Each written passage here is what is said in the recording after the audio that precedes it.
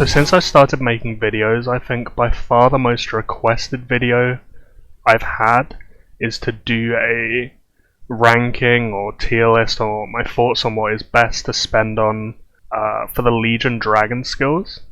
And I've always avoided it to an extent because I didn't have any for a long time. I've only gotten them in recent months and I felt like I didn't truly understand them because of that and where I'd rank them as a result. Just as a general rule, I think reroute is still the best. Rerouting that many troops away from battle without a cap is kind of crazy. The amount it can swing the troop numbers in your favor in a fight. Like if you're rallying someone with 50 million troops, you'll effectively be taking away 1.5 million troops if you have it at 9. And it can obviously stack a bit more than that, but that makes such a big difference.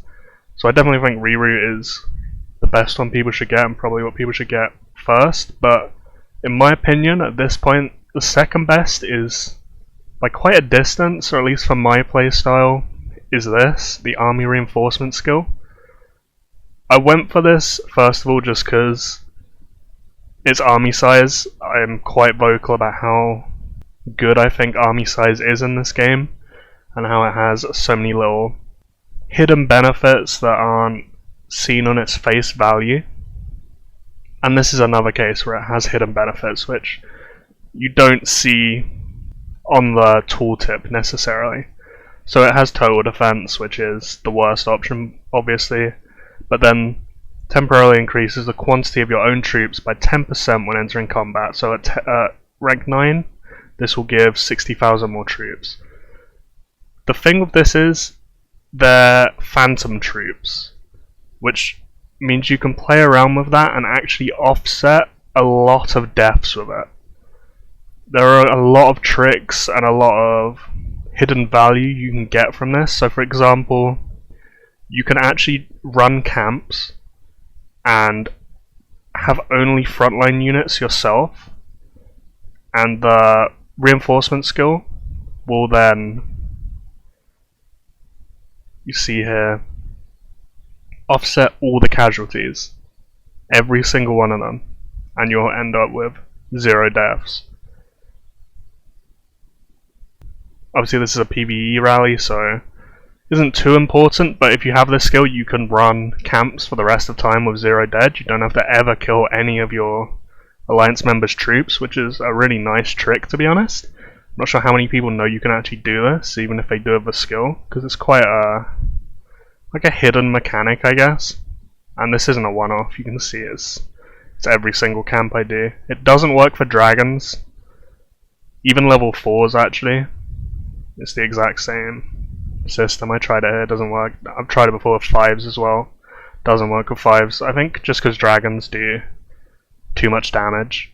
If you watch reports, they'll kill like hundreds of thousands of troops at a time, and then it will scale the deaths down. That's why the system of, for 4s at least, like 1 infantry, 1 spearman, and then full cavalry is so effective, because it just hits 1 line at a time, but it kills too many troops on that line if it actually hits a large amount for the dragon skill to be too effective there. But in PvP, if you're an aggressive player and you're soloing a lot, this will save you so many troops through the phantom troop mechanic.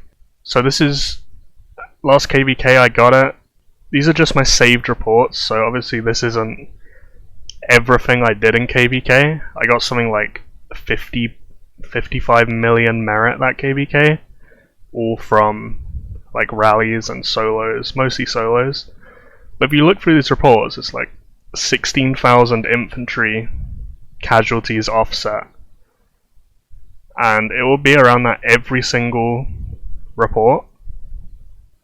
It's 23,000,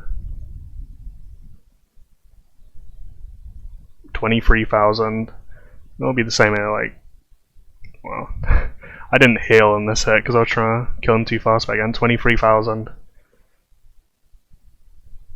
And if you get 23,000 offset deaths over and over and over and over again, long term, this will save you literally millions and millions of troops. And that is so many healing speed ups saved, so many resources. It'll just naturally keep your troop counts higher so you can keep fighting. There is so much value in that. Plus, it also obviously has the hidden benefit of increases size, and you can join someone else's rally and gain the size for their rally, which is huge. That makes such a big difference because obviously the skill itself, like, it's not like you're taking up more space in the rally itself. If you send 600,000 troops and your dragon, you're effectively sending 660,000 troops, but everyone else can still fill to the highest number, and those troop counts will only be added in the combat itself. Like you see there, my rally size is 4.75 mil, but in here, army size is 4.81 mil. That's all that reinforcement skill. And I'm pretty sure it stacks for each dragon, so you can get up to, I think, 480,000 extra troops in a rally if you have 8 dragons of this, I think. Don't entirely quote me on that, because I'm pretty sure I'm the only person in my alliance with this skill. I've just heard that from other people. If it does work like that, that is crazy. So for all these reasons, I really do think the army reinforcement skill is the second best one. Like, you've got the legion healing and stuff like that. Maybe I just don't understand them well enough, but I feel like when you actually look at reports and see just how many deaths this offsets of the phantom troops, if you're mostly solo attacking and whatnot, this will both obviously increase your damage more because of the 60k army size. Like, that's the main appeal of it. But I think it's just going to save more troops as well. It adds up so much. I must have had at least like 30, 40, 50 hits like this in KVK. I mean, some not as successful for me, but if every single one is like 23,000 troops saved, it gets into the millions. And you can even further exploit it by sending like a mono unit march. And if you just, I know a lot of people, like the big whales, can send like full tier 4 of one unit type at people, especially if they know their front.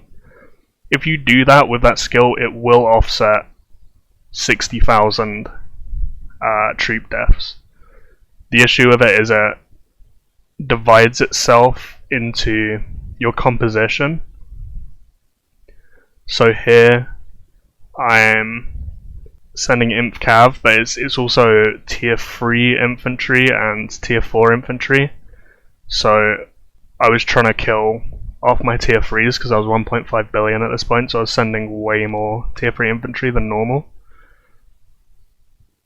But obviously only the phantom tier 3s will die. The phantom tier 4s won't be touched. So that will affect things a little bit.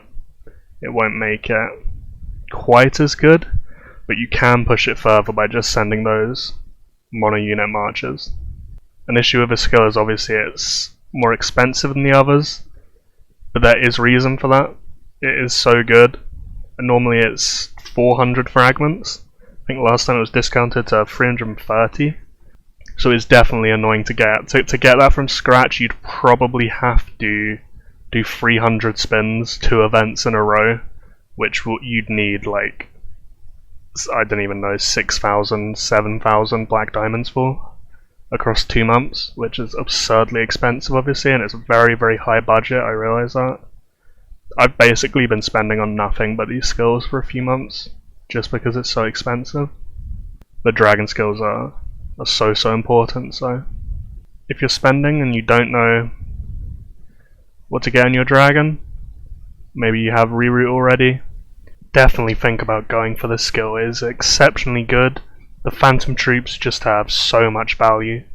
Another trick to it is in, say, Army of the Dead, if you send a mixed march to the wall, like Imp Spear Cav, and just have, I don't know, like 300,000 of each tier 4, the phantom troops on the infantry will die, but they don't go anywhere because it just gets reapplied every single fight, and you'll find yourself just never actually losing troops in the war because the fights will just keep occurring and it will never get through your phantom troops, so you never have to refresh in the war, which does make the event even more boring than it already is, but it is kind of effective. You can just do that and, you know, go watch YouTube videos or something. Just stop paying attention whatsoever, which is quite nice. There we go, that is why the army reinforcement skill is so good.